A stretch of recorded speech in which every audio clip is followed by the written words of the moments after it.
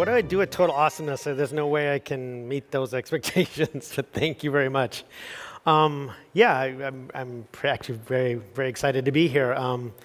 When we talk about the world is no longer flat, I'm not talking about the flat earther movement. I'm not going to pass any judgment on that, but today's conversation is about these immersive interactive realities. And I see this really as a once in an every year, 20-year transformation. We went from text to graphic user interface. That seemed like a big deal then. Went from a graphic user interface to touch. Seemed like a big deal then. I submit that what we're doing with these immersive technologies is this next once in an every 20-year transformation where the immersiveness and the interactivity are going to be able to help us do amazing things. It's going to change the way we interact with compute. It's going to change the way we interact with each other. And I don't know if I said this at the beginning, but I am both personally and professionally glad to be here, but I want to make it just a little bit personal in the beginning. The gentleman that was on, a couple of speakers before me, I liked his conversation when he was talking about doctors and medicine and things like that. And it reminded me of something that I'd gone through, we'd gone through as a family. My daughter had a subdural hematoma. What that means is that 1/3 of her brain was filled with blood.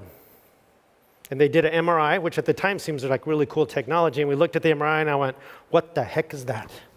You know, as a parent and as a person, you know, someone's going to go through that kind of surgery was kind of daunting. Now the doctor assured us, hey, you know, we've done this many, many times. I reminded him, hey, it was my first time. This is the first time we've done this. It was a little disconcerting. Fast forward a few more years, my nephew has one of the veins that feeds his heart blood is pinched off between an artery and the base of his heart. It hurt him when he was playing sports. It would stop. Athletes push through and it ends up killing him. That's the message we received. And they tried to show us an image of what this looked like. And my brother and my sister-in-law are there, and they're just broken down. What does this mean? How's this gonna be carried out? Now, there was a little bit of a 3D-ness to the image, so it was a better image than what we'd got with just an MRI. Won't even bother to talk about x-rays. Fast forward a few more years, our partnership with surgical theater, an amazing thing. A doctor had a patient who has a brain tumor, a gentleman with a wife and a couple of kids. Under normal circumstances, MRIs and being able to see that tumor from every angle, the prognosis was he was going to only remove 80% of that tumor. Because we were able to render this in virtual reality, because he was able to do flybys and remove different parts of the brain virtually, practice the surgery, get consultation, provide training, bring his client, his customer, his patient, his, call him a friend at the moment, along for that journey as well as a family, not only increase the family's confidence, but the doctor removed 100% of that brain tumor. That means no chemotherapy. That's why it's personal. This kind of technology is transforming everything that we do. Whether we're transforming, what we're doing in medicine and surgery, or whether we're transforming our sports experience, like what Intel is doing with True VR, being able to watch a replay of a game almost instantaneously from any angle, even being so far as having the point of view from the quarterback's eyes, or whether I can transport myself to different places and different times, virtually and interact with those environments. I think we met a woman who had seen the pyramids of Egypt in a way she would never be able to see it before. She cried because it was on her bucket list, and she thought because of affordability and because of her age, she'd never be able to get to experience something like that. All of these things are amazingly transformational, and I'm submitting it's already transforming many, many things that we do today, including I want Eliza. my stories to create a sense of wonder and awe. I love the storytelling environment. That emotional connection comes through beautifully. The story is at the core of our identity and our understanding of the intricacies of our life. The future of storytelling is going to be ever-changing, ever-evolving.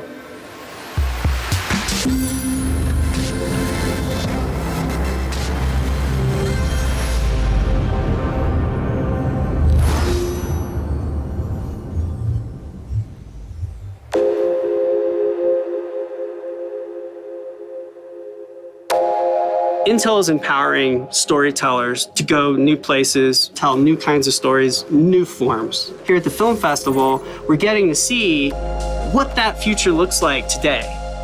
Technology really kind of expands and magnifies our ability to communicate, and it also transforms how we communicate. I've watched this happen to our filmmakers. They, in turn, are constantly, ravenously interested in technology. I see technology affecting and changing the way the stories are told. Intel has been involved in the filmmaking side for a long time. Where we're at today is really around making our technology accessible to not only big studios, but also to everyday creators. We're bringing an ecosystem of technologies that really take the new wave of filmmaking and allows the storyteller to really focus more on their narrative and their craft. It may feel familiar at first, but as these new technologies, AR, VR, machine learning, all these things start to get into the hands of the people who have really fascinating stories to tell, you're going to start to see interesting new forms. In Sphere's Songs of Space-Time, we wanted to take you into the heart of a black hole and show you what that would look like if you were able to go there where no human has ever been before. It felt like virtual reality was the only medium that was possible to tell this story because you are fully immersed in a world where you get to activate all of your senses. The filmmakers are telling stories in a way more sophisticated way so that the technology starts to disappear and then you are drawn into it. We become a part of the way that the story unfolds. We are an active participant. What people are really expecting now is an experience that takes you in, but also pushes the boundaries of what's possible. Your body is part of the medium through which you express and receive.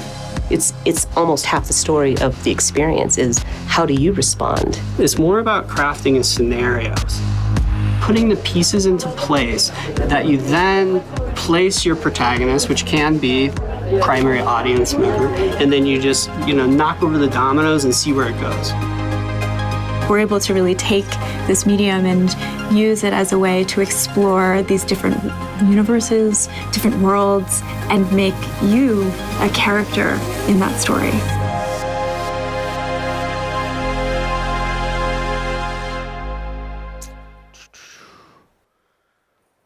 So what was amazing about that to me is Eliza underlined a journey here. Getting movies to be interactive and immersive is very difficult in a compelling way because the author and the director are trying to tell you a story from a certain point of view, and if you miss that point of view, you miss the story. But what we've done is we've taken some of the hardest problems in storytelling to make them immersive and interactive and applied it to film. The result has been Eliza's taken this to Tribeca, she's taken it to South by Southwest, and she was recently at Sundance where she was awarded a 7-figure digit number to go do a series around this theme. Now, I know that's a long way from saying, and how many people are going to watch this and pay for it, et cetera, but that to me is a clear breakthrough because what we're finding now is with technology and partnering with creative artists like Eliza, we're finding ways to tell stories in immersive ways that we've never been able to do before. Just like we're able to do surgery in ways we were not able to do before. Let me give you one more example. I like this example because to me it's about location-based education, it's about museums, it's about transforming a museum experience. We've been working with the Smithsonian over a better part of a year. And we were on a mission to sort of discover new ways and provide excitement to many more people, not just art lovers, but bring these VR experiences to education and to other types of museum installations. Thing to remember here is that no matter what museum you go to, they're only able to show about 5% of what they actually have in their archives. 5%. And you say, well, Frank, 5%, maybe that's enough. Maybe that's all the high-value stuff anyway. Maybe there's nothing valuable left to see in the other 95% of what they have. Well, let me give you an example. Half of Pablo Picasso's paintings are in archive somewhere because there's just simply no room to show them. You can't bring everybody to the venue, and you can't show everything that you have. And you can't, satisfy not only art lovers, but universities and students and people who want to be educated on art. So we partnered to go do this, and what we have is a set of 3 VR experiences that are coming out this year. Beyond the Walls, I think, is going to be released in a couple of weeks, which is a room-scale type experience. We partner with Sansar. They help create that sort of virtual museum environment. And then Nook Spectators version, there could be 2 installations of that, sort of like the first floor and the second floor type of installations around the art of the Burning Man. Very excited to go bring those things to light in a way that showcases not only what technology can do, but connects again with the people in the audiences you're trying to connect with. Just the way the surgeon connects with his patient, just the way artists connect with their audience in movies, just the way we're connecting really great, cool education and art experiences with the rest of the community, no matter where you're at. Now, it's submit every one of these examples, it was not just about one thing. It's always tempting to break down these immersive realities into one thing. All you need is X. What I'm telling you is that it takes more than X to deliver an experience. It takes something where you have an end-to-end focus. I would submit to you that these virtual reality worlds need to be these infinite worlds need to be contained and distributed out of a cloud, and the analytics needs to be run on them. I would submit that what you need is an endpoint client, whether that client's a phone, whether it's an all-in-one headset or a PC or a notebook or you name it, anything in between. You have to be able to deliver a compelling experience to that endpoint. And then the things and then technologies around storage and I/O and wireless, all of those things are about freeing you and suspending disbelief and providing a very immersive, interactive experience. And on top of that all, despite the fact that we have technology end-to-end, you have to be willing to go provide solutions.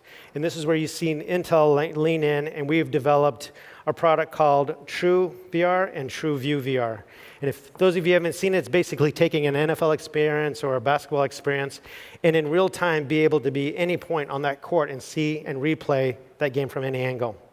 This is exactly what you need to do. This is what exactly broadcasters are not able to do into the advent of technology like this. And this opens up huge revenue streams and huge customer loyalty when they're able to do things like that.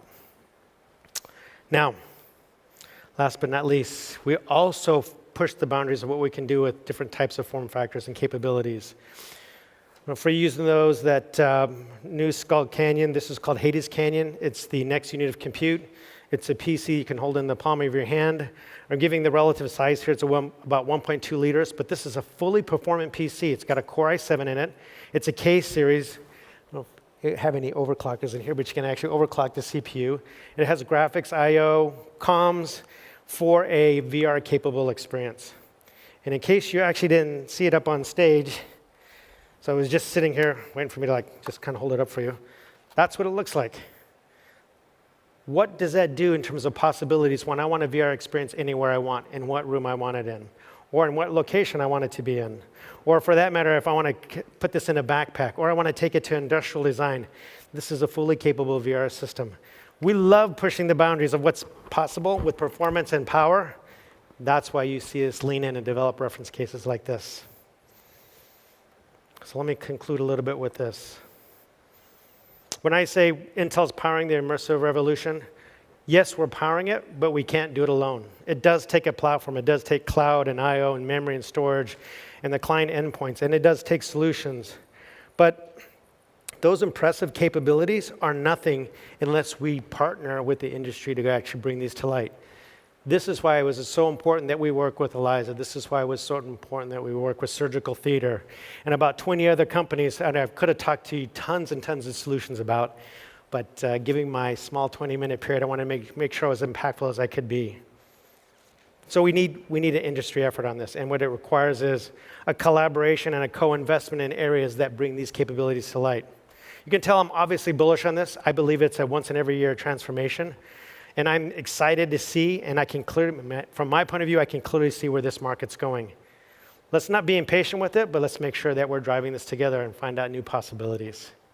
Now, that concludes my official portion of this. I do actually have some time. And I don't know if any of you had submitted questions on Slido, and I don't know if the guys backstage can pop anything up. But if you haven't submitted something on Slido, I got a couple of questions I can refer to. All right, so let me start with this one. Well, Frank, you talked a lot about VR. What about augmented reality? What's your view on augmented reality, and what is Intel doing there?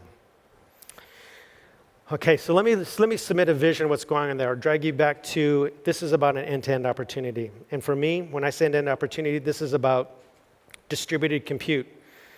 Think about you or yourself as an end user. When you buy a VR headset or an AR headset, are you asking for a battery to be put on your head? No, that wasn't a customer requirement? No. People want a big old PC compute thing sitting on their head? Is that what you're asking for? Nobody's raising their hands. I would submit those are consequences of today's implementation. That's not what people want. It's kind of what we have, and we need to evolve that. And my point in saying that is, I believe fundamentally both VR and AR are going to get to the point where it's about distributed compute and connectivity. I want as light a weight device to sit on my eyes as possible. I want it to be about connectivity and communications, means I want to connect on the comms I want it to connect to, whether it's 5G, I'm outside, or whether it's Wi-Fi, or you name it. And I want it to be able to connect to the devices and storage that I like, some personal, some business, and some cloud-based. Do I want to buy 5 different devices to do that? No. Do I want to wear a battery in my head with that? No. Do I want to have the big old PC and graphics come along with that? That's just a consequence. So when I think of what we're doing in augmented reality, our view on this is looking at the workloads, how they get distributed to the cloud, how they arrive near the distributed compute endpoints, whether it's your phone, that's a compute endpoint, whether it's a NUC, whether it's your notebook or PC, or whether it's a cloud service provider, or whether I'm outside in an environment in Starbucks. I want that kind of connectivity and the best type of optics and lightweight as I can get it. So Intel's focusing on distributed compute, communications, and advancements in display technology. See here, where's the other one? Are there any other industries in particular where you'd like to see this technology take hold? You know, I'm still a fan of location-based. I think training and education are absolute highest priority. And they're high priority for a number of reasons. One, I think there's a big need and a clear ROI on some of the early examples and the POCs that we've been doing. And the second one, sort of selfishly, is one of the problem statements that we have around VR is we don't really think people understand what real VR is. I mean, there's the viewing capability in phones, which is fine, but to really experience VR, I think putting them in a case where it's about education or training will really help people understand what the opportunity is. And they should demand as much as they can get, not live with what's been given to them. So that's one reason I like that. Let's see here. The other one is, well, the next one up is, do you see edge computing eliminating the need of larger tethered hardware? That implies a lot of things. First of all, edge computing, love the concept. Actually, I'm starting to fall in love with the implementations. Edge computing, to me, takes various forms. There's edge in the home as an edge device, and there's edge like in central office. The cloud can only, there's just distance and speed of light problems. If you want highly interactive solutions with zero delay, think of gaming, for example, or even think of VR gaming, or think of anything where it requires real-time responsiveness based on the input I'm giving them. You have to live with really, really low latencies. And one of the very few ways to solve that is you get that sort of application, that computing, closer to where it's consumed and interacted with. So absolutely, I see the edge computing piece absolutely being necessary. But when it says the need of larger tethered hardware, there's 2 elements to that. Larger hardware means, to me, sounds like performance, and I think it's a segmented model. People will live with the minimum experience, and they want a maximum experience. I think the real heart of the question to me is tethered hardware. Tethered is an interesting word. You can have a wireless VR experience that is connected to a strong piece of hardware wirelessly. That is not tethered. When I talked about the distributed compute, we want these headsets to be able to connect to any hardware that's available that I want to connect to, whether it's a cloud service provider hardware or whether it's my PC hardware, whether it's my phone hardware. They are already becoming untethered experiences. Intel's already working with HTC to deliver a untethered WiGig experience for connection to your PC.